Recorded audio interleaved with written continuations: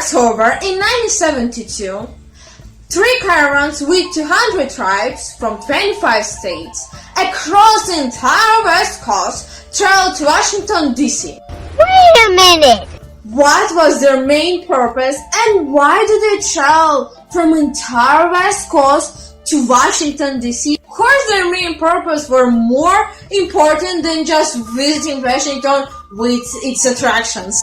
Their main purpose was to address the government about Native American civil issues, including racism, being forced into reservations, and mainly treaties that were broken, and termination of continuing any treaties with them.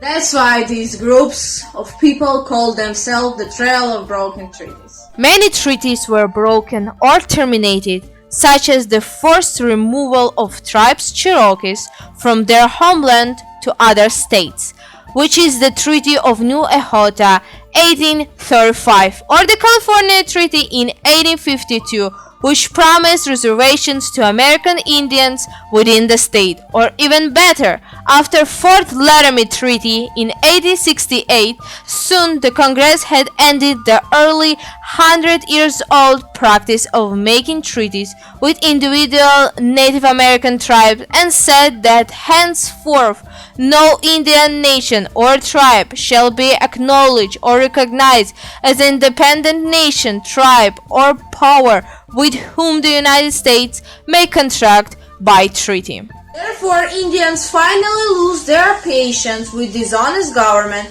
and they started to travel to the capital city.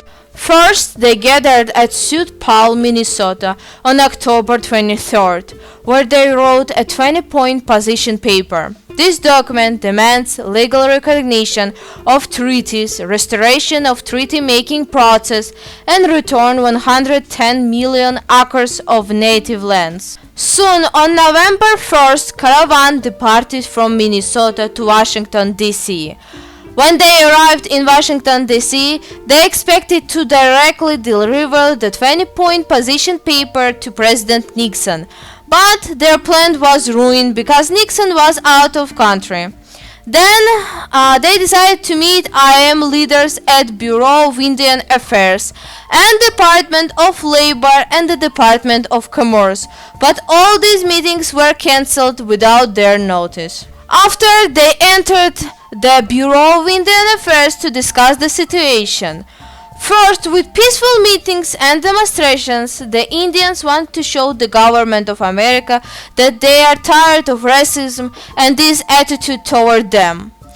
Then, the peaceful meetings turn into active actions that cause damage to the Bureau of Indian Affairs building for $2 million. Moreover, this occupation of Bureau of Indian Affairs at the building lasted for a week. Of course, Bureau of Indian Affairs security guards attempted to remove the caravan members by force, but it did not affect the persistence and perseverance of Indians and their plans. After several days of negotiation between trails organizers and White House representatives, the final response from the White House to Native Americans was the amnesty for Bureau occupiers and financial assistance for $66,000 for the safe travels of all protesters back home, but the White House did not approve the document. Soon, all Indians were gone, but both the caravan and the document reminded everyone of the long history of independence and resistance shared by Indians across the United States.